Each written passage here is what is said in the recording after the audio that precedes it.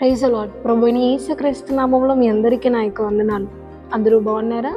ప్రతిదినం దేవుని యొక్క వాగ్దానం ద్వారా మీరు ఎంతగానో బలపరచబడుతున్నారని ఆశిస్తున్నాను. మరి ఈ ఉదయకాల సమయంలో దేవుని యొక్క వాగ్దానాన్ని చదువుకుందాం. పేతురు రాసిన మొదటి పత్రిక 5వ అధ్యాయము 7వ వచనము. ఆయన మిమ్మును గూర్చి చింతించుచున్నాడు గనుక మీ చింత యావత్తు ఆయన మీద వేయుడి. ఆమె చాలా చక్కటి వాగ్దానాన్ని దేవుడు మనకు అందించి ఉన్నాడు.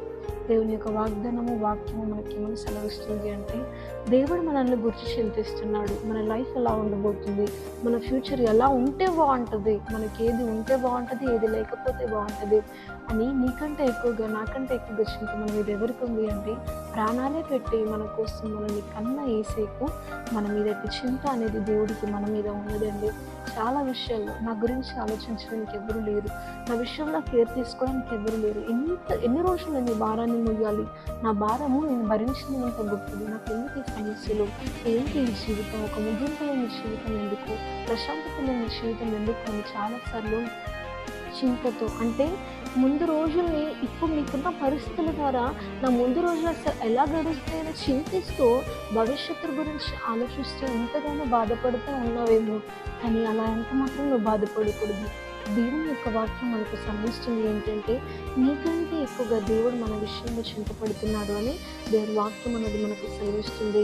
మనకి ఏదైతే బాగుంటుంది, ఏది ఉంటే బాగుంటుంది, ఏది లేకపోతే బాగుంటుంది, ఏది ఇస్తే బాగుంటుంది, ఏది ఇవ్వకపోతే బాగుంటుంది అనేది దేవుడు బాగా ఆలోచించి మన విషయంలో మనకి ఏది చూసుకొని దేవుడు మనకు అందిస్తూ ఉంటాడండి.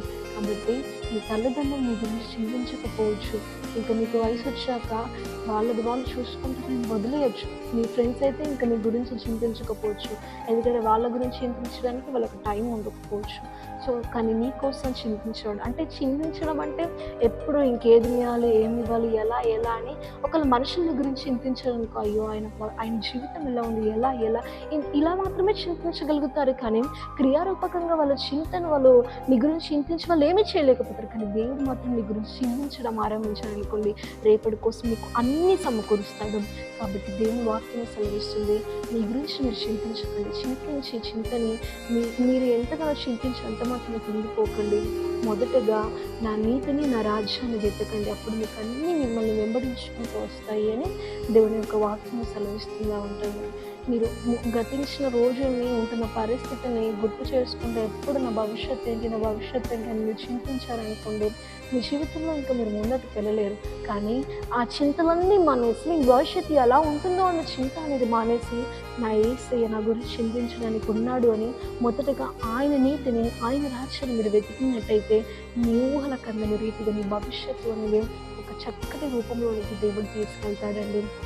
కాబట్టి ఈరోజు మాట్లాడుతున్నాడు దేవుడు ఏంటంటే, మన చింత అనేది మన గురించి ఆయన చింతిస్తున్నాడు. కాబట్టి మీ చింత యావత్తంతా ఆయన మీద వెయ్యండి అని దేవుడు ఈరోజు మాట్లాడుతున్నాడు. ఇన్ని రోజులు నీ గురించి నువ్వే నీ కుటుంబం గురించి, నీ జీవితం గురించి, ఉంటున్న పరిస్థితులు, ఈ పరిస్థితులు నా భవిష్యత్తులో ఎక్కడికి దారితీస్తాయి, ఎలాంటి సిచ్యువేషన్స్లోకి దారితీస్తాయని చాలా చింతించి కృంగిపోయావేమో. కానీ ఒక్కసారి దేవుని వైపు చూడు, నీ చింతతో ఆయన మీద వెయ్యి, మోయడానికి ఆయన సిద్ధంగా ఉన్నాడు, మీ సమస్యను తీర్చడానికి ఆయన సిద్ధంగా ఉన్నాడు. కాబట్టి నీ చింత యావత్తంతో దేవుని మీద వేసి నీ ప్రయాణాన్ని కొనసాగించు. ఖచ్చితంగా నువ్వు ఊహించిన దానికంటే అధికమైన మేలు దేవుడు నీకు అందిస్తాడు. ఇటు వాగ్దానం దేవుడు ప్రతి జీవితంలో నెరవేర్చునుగాక. ఆమేన్. ప్రార్థన చేసుకుందాం. పరలోకమందున్న మా తండ్రి, నీకు మహిమ కలుగును గాక. చాలా చక్కటి వాగ్దానాన్ని మాకు అందించినందుకు నీకు వందనాలు. మీ రోజుల గురించి మా గురించి చింతించే వాళ్ళు ఎవ్వరూ లేరు అని అనుకోని తండ్రి, మేమే బాగా ఆలోచించి మా ఫ్యూచర్ గురించి మేము ఎంతగానో డిప్రెషన్లోకి వెళ్ళిపోయామేమో తండ్రి. కానీ ఈరోజు ఇంకా చింతించడం ఆపేయండి. నీ కొరకు చింతించడానికి నేను ఉన్నాను. నేను చింతిస్తే, నేను నీ గురించి ఆలోచిస్తే నీ భవిష్యత్తును ఒక మంచి నా ఆలోచన విధానం ప్రకారంగా నేను తీసుకెళ్ళగలను. ఈరోజు మాతో మాట్లాడి నీ వాగ్దానం ద్వారా బలపరిచినందుకు నీకు వందనాలు. ఎంతమంది అయితే చింతించి వారు ప్రభువా కృంగిపోతున్నారు, అలాంటి వారిని తండ్రి మీరు బలపరిచి నమ్మిన ప్రతి జీవితంలో ఈ వాగ్దానాన్ని నెరవేర్చమని ప్రభు యేసుక్రీస్తు నామములో అడిగి వేడుకొంచున్నాము తండ్రి. ఆమేన్.